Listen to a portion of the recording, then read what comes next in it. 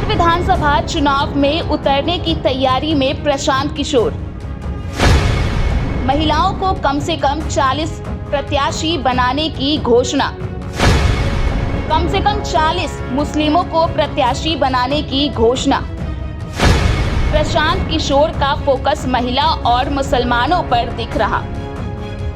इतना तो तय है कि जनसुराज के नायक प्रशांत किशोर के निशाने पर आरजेडी का आधार वोट केवल मुस्लिम ही नहीं बल्कि उनके निशाने पर मुख्यमंत्री नीतीश कुमार का वोट बैंक आधी आबादी भी है। पीके के टारगेट में बीजेपी गढ़ है तो वह विपक्ष के महत्वपूर्ण दल की तरह। पीके के फॉर्मूले भी बहुत कुछ 3C जैसा है, जहां क्राइम, करप्शन और कम्युनिज्म से समझौता नहीं पर रोजगार युक्त बिहार जरूर है।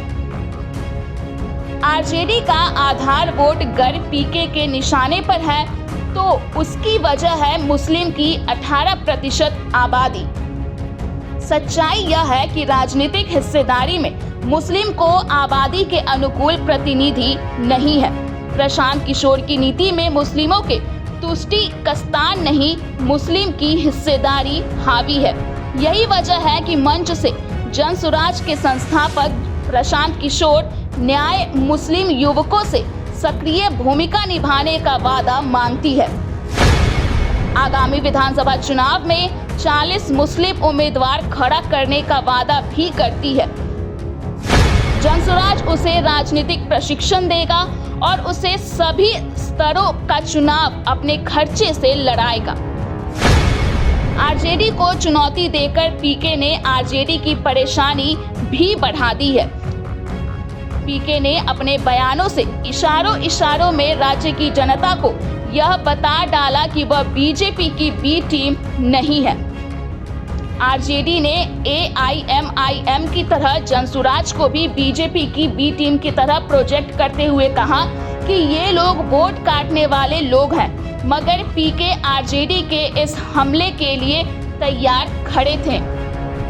नीतीश कुमार की राजनीति में एनडीए की जातीय समीकरण तो है, पर साथ इसके कुछ साइलेंट वोटर भी हैं।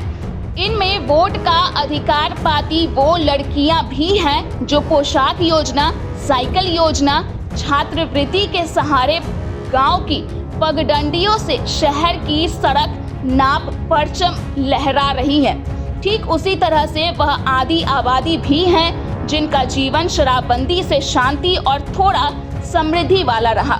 यहाँ पीके ने नीतीश कुमार की उस कमजोरी का फायदा उठाना चाह रहे हैं, जहाँ राजनीतिक हिस्सेदारी देने में मुख्यमंत्री पीछे रह गए। और यही वजह है कि पीके ने 40 महिलाओं को चुनाव लड़ाने का फैसला सुना डाला और अपने इस निर्णय को जस्टिफाई करते हुए पहले अपने कार्यकर्ताओं को समझाया।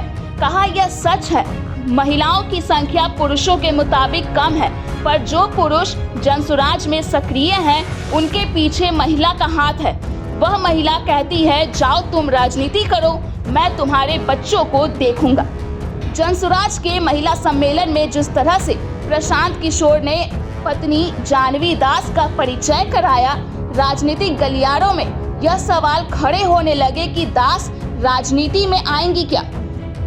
पीके ने कहा कि इनकी ही हिम्मत से बिहार की राजनीति में आगे बढ़ रहा हूं। इनकी वजह से चिंता मुक्त होकर कार्य कर पा रहा हूं। जानवी हमारी पत्नी है और हम इनकी वजह से। दरअसल महिलाओं को टिकट देने के पीछे पीके ने तर्क भी दिया कि महिलाओं को 40 टिकट इसलिए कि उनके पुरुष जनसुराज के लिए सक्रियता से काम कर रहे हैं।